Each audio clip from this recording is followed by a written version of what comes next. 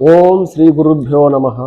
ಶ್ರೀಮದ್ ಭಗವದ್ಗೀತಾ 10ನೇ ಅಧ್ಯಾಯ 2ನೆಯ ಶ್ಲೋಕ.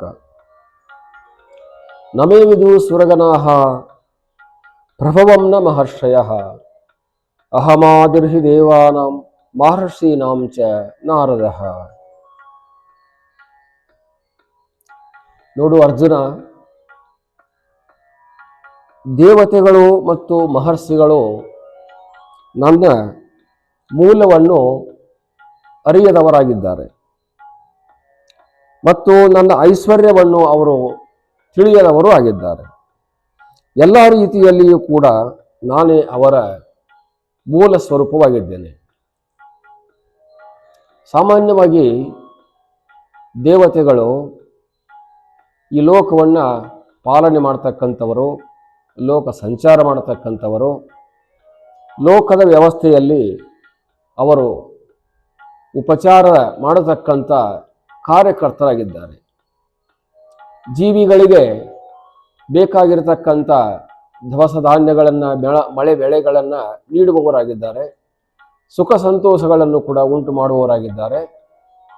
ಅವರು ಈ ಜೀವ ಜಂತುಗಳನ್ನು ಅರಿಯಬಹುದು, ಆದರೆ ನನ್ನನ್ನು ತಿಳಿಯಲು ಅವರಿಗೂ ಕೂಡ ಆಗಿಲ್ಲ ಅರ್ಜುನ. ಇಂದ್ರ ಮೊದಲಾದವರು, ಇನ್ನು ಅಷ್ಟದಿಕ್ಪಾಲಕರು ಮೊದಲಾದವರು, ಯಾರ್ಯಾರು ನಾವು ದೊಡ್ಡ ದೊಡ್ಡ ಶಕ್ತಿ ಸಾಮರ್ಥ್ಯವುಳ್ಳಂಥ ಅಗ್ನಿ, ವಾಯು, ನಿರುತಿ ಮೊದಲಾಗಿರ್ತಕ್ಕಂಥ ಈ ಎಲ್ಲ ದೇವತೆಗಳನ್ನು ಹೊಗಳ್ತೇವೋ, ಅವರೆಲ್ಲರನ್ನು ಕೊಂಡಾಡ್ತೇವೋ, ಅವರೆಲ್ಲರೂ ದೊಡ್ಡವರು ಅಂತ ಹೇಳ್ತೇವೋ, ಹಾಗಿದ್ದರೂ ಕೂಡ ಅವರು ನನ್ನನ್ನು ತಿಳಿಯಲು ಅಸಮರ್ಥರಾಗಿದ್ದಾರೆ. ನಾನು ಅವರೆಲ್ಲರಿಗೂ ಕೂಡ ಮೂಲ ಪುರುಷನಾಗಿದ್ದೇನೆ.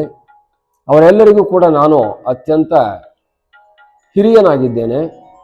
ಅವರೆಲ್ಲರಿಗೂ ಕೂಡ ಐಶ್ವರ್ಯವನ್ನು ಕೊಡುವಂಥ ವ್ಯಕ್ತಿ ನಾನಾಗಿದ್ದೇನೆ. ಜನರು ಬಹಳಷ್ಟು ರೀತಿಯಲ್ಲಿ ಈ ಹೆಸರಿನಿಂದ ಇವರನ್ನು ನೆನೆದರೆ ಈ ಸುಖವು ಪ್ರಾಪ್ತವಾಗುತ್ತದೆ, ಈ ಹೆಸರಿನಿಂದ ನಡೆದರೆ ಈ ಸುಖವು ನನಗೆ ಪ್ರಾಪ್ತವಾಗುತ್ತದೆ ಅಂತ ಹೇಳುವಂಥ ವ್ಯವಹಾರ ಇದೆ. ಉದಾಹರಣೆಗೆ ಗಣಪತಿ, ಸರಸ್ವತಿ, ಶಾರದೆ ಇವರನ್ನು ನೆನೆದರೆ ಇವರ ಹೆಸರಿನಲ್ಲಿ ನಾವು ಜಪ, ತಪ, ಅನುಷ್ಠಾನ, ಯೋಗ ಮೊದಲಾದವುಗಳನ್ನು, ಯಜ್ಞ ಮೊದಲಾದವುಗಳನ್ನು ಮಾಡಿದರೆ ನಮಗೆ ವಿದ್ಯೆ ಪ್ರಾಪ್ತಿಯಾಗುತ್ತದೆ ಅನ್ನುವಂಥ ಭಾವನೆಯನ್ನು, ಕಲ್ಪನೆಯನ್ನು, ಶ್ರದ್ಧೆಯನ್ನು ಇಟ್ಟುಕೊಂಡಿದ್ದಾರೆ. ಆದರೆ ಅವರೆಲ್ಲರಿಗೂ ಕೂಡ ಪರಮಪುರುಷ, ಮೂಲ ಪುರುಷ ನಾನು ಅನ್ನೋದನ್ನು ತಿಳಿದುಕೊಂಡಿಲ್ಲ. ಆ ದೇವತೆಗಳೂ ತಿಳಿಯಲಿಲ್ಲ ಮತ್ತು ಇವರೂ ಕೂಡ ತಿಳಿಯಲಿಲ್ಲ. ಕಾರಣ ಏನಂತಂದರೆ ಅವರೆಲ್ಲರೂ ತಮ್ಮ ತಮ್ಮ ಕರ್ತವ್ಯದಲ್ಲಿ ನಿರತರಾಗಿದ್ದಾರೆ. ತಮ್ಮ ಕೆಲಸವನ್ನು ನಿರ್ವಹಿಸುವುದರಲ್ಲಿ ಸತತವಾಗಿ ಅವರು ಶ್ರಮಿಸುತ್ತಿದ್ದಾರೆ. ಮತ್ತು ಈ ಜೀವಿಗಳು ತಮ್ಮ ಆಸೆಗಳನ್ನು ಪೂರೈಸಿಕೊಳ್ಳುವುದರಲ್ಲಿ ಇವರು ಮಗ್ನವಾಗಿದ್ದಾರೆ. ಇವರು ತಮ್ಮ ಆಸೆಗಳನ್ನು ಒಂದಕ್ಕಿಂತ ಒಂದಾಗಿ ದೊಡ್ಡದಾಗಿ ಮಾಡಿಕೊಂಡು ಅವರು ಕೊಡುವಂಥ ಫಲಗಳನ್ನು ಪಡೆಯುವುದಕ್ಕೆ ನಿರತರಾಗಿದ್ದಾರೆ.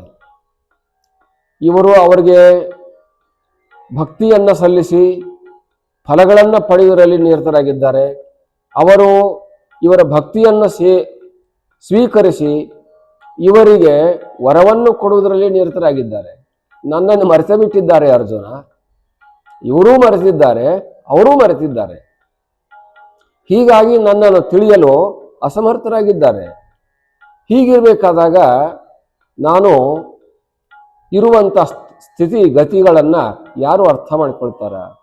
ಇವರುಗಳೇ, ಭಕ್ತರುಗಳೇ, ದೇವತೆಗಳಿಗೆ ಈ ಥರ ಆಗಿದ್ದಾಗ, ಇವರೇ ಈ ರೀತಿ ಮರೆತು ನಿಂತಾಗ, ಅರಿಯದೇ ಇದ್ದಾಗ ನನ್ನನ್ನು ತಿಳಿಯಲು ಯಾರು ಸಮರ್ಥರು? ಅರ್ಜುನ, ನನ್ನ ಮೂಲ ಸ್ವರೂಪ ಅನ್ನುವಂಥದ್ದು ಬಹಳ ಗಹನವಾಗಿರುವಂಥದ್ದು, ಬಹಳ ಮಹತ್ಕಾರಿಯಾಗಿರುವಂಥದ್ದು, ಅಮೃತಮಯವಾಗಿರುವಂಥದ್ದು, ಆಶ್ಚರ್ಯಕರವಾಗಿರುವಂಥದ್ದು. ಹಾಗಾಗಿ ಈ ಸುರಾಸುರಗಣಾಹ ಪ್ರಭವಂ ನನ್ನ ಮಹಿಮೆಗಳನ್ನು ಅರಿಯಲಾರರು. ಮಹರ್ಷಿಗಳು, ಋಷಿಗಳು, ದೇವತೆಗಳು ಕೂಡ ಅರಿಯಲಾರರು. ಅಹಂ ಆದಿಹಿ, ನಾನು ಎಲ್ಲಾ ದೇವತೆಗಳಿಗೂ ಕೂಡ ಆದಿಯಾಗಿದ್ದೇನೆ. ದೇವಾನಾಂ ಅಹಂ ಆದಿಹಿ, ದೇವತೆಗಳಿಗೆಲ್ಲರಿಗೂ ಕೂಡ ನಾನು ಆದಿಯಾಗಿದ್ದೇನೆ. ಮತ್ತು ರಸ ಋಷಿ ಮಹರ್ಷಿಗಳಿಗೂ ಕೂಡ ನಾನು ಆದಿಯಾಗಿದ್ದೇನೆ. ಸರ್ವಸ್ಯಃ, ಎಲ್ಲ ಮೂಲ ವಸ್ತುಗಳಿಗೆ ನಾನು ಆದಿಪುರುಷ ಎಂಬುದನ್ನು ಇವ್ರು ಯಾರು ಅರ್ಥ ಮಾಡಿಕೊಂಡಿಲ್ಲ ಅರ್ಜುನ ಅನ್ನುವಂಥ ಅಭಿಪ್ರಾಯವನ್ನು ಇಲ್ಲಿ ಹೇಳ್ತಾ ಇದೆ. ಹರಿ ಓಂ ತತ್ಸತ್.